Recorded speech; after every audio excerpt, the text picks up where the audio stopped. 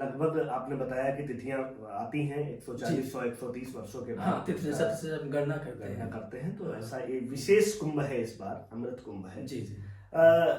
लौकिक बातें की हैं हम लोगों ने कुंभ पर। हम ये चाहते हैं कि कुंभ का आध्यात्मिक और अलौकिक महत्व क्या है।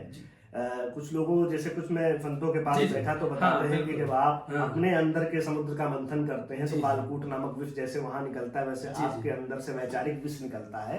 तो उस परिप्रेक्ष्य में बताइए आप, जो है ज्यादा बेहतर है। बहुत सही प्रश्न किया आपने। आध्यात्मिक भी विचार करना चाहिए व्यक्ति को।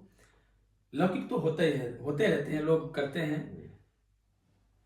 जो हम लोगों को शरीर मिलता है, इसमें 72,000 नाड़ियां हैं शरीर के अंदर। 72,000 नाड़ियां? हाँ, 72,000 नाड़ियां हैं, जिसमें से 10 मुख्य हैं, 10 में भी 3 मुख्य हैं, जिसको बोलते हैं सूर्य नाड़ी, चंद्र नाड़ी, सुषुम्ना नाड़ी। इडा, पिंगला और सुषुम्ना, यही संगम में प्रयाग में 3 नदियां बहती है।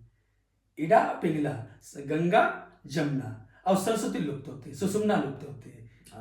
जो सूर्य नाड़ी होती है वो हमारे दाहिने चलती है, और बाई नाड़ी जो होती है वो चंद्र नाड़ी उसको बोलते हैं, और जो दोनों नाड़ियां चलती है उसको सुषुम्ना कहते हैं। अब आध्यात्मिक चर्चा में जब करते हैं तो गंगा और जमुना तो दिखाई पड़ती हैं, इडा पिंगला तो दिखाई पड़ती है। तो इडा से हमको कहना, ये बहुत विस्तृत चर्चा हो जाती है। कभी इस पे चर्चा करेंगे तो हम लोग इस पे विशेष अलग से जी जी हाँ आप संक्षिप्त में बताते हैं कि इडा और पिंगला, आप इडा पिंगला ना ध्यान रखें तो चंद्र और सूर्य तो ध्यान रख ही सकते हैं। बाएं और दाएं तो ध्यान रख ही सकते हैं। तो बाएं से हमें क्या काम करना चाहिए, दाहिने से हमें क्या काम करना चाहिए, सुषुम्ना में हमको क्या करना चाहिए। ये आध्यात्मिक चीजें हैं। जब इनको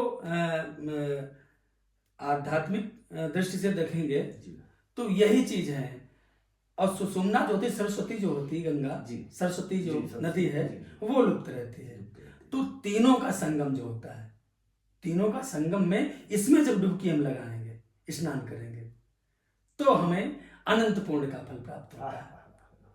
ये समझ लीजिए कि जो व्यक्ति इन 3 नाड़ियों को साध लेता है, 3 नाड़ियों को साध लेता है, उसके लिए इस दुनिया में कुछ भी असंभव नहीं रह जाता है।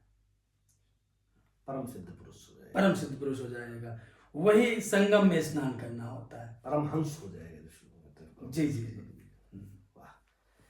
तो दोनों ही तरह के संगमों के विषय में आचार्य पुष्पेंद्र शुक्ल जी ने बताया, और ऐसी ही आध्यात्मिक चर्चाएं और सनातन संस्कृति से शास्त्र सम्मत जो विहित अविहित कर्म इत्यादि विचारों से संबंधित बातें जानने के लिए हम आचार्य जी के संपर्क में नित्य आते रहेंगे।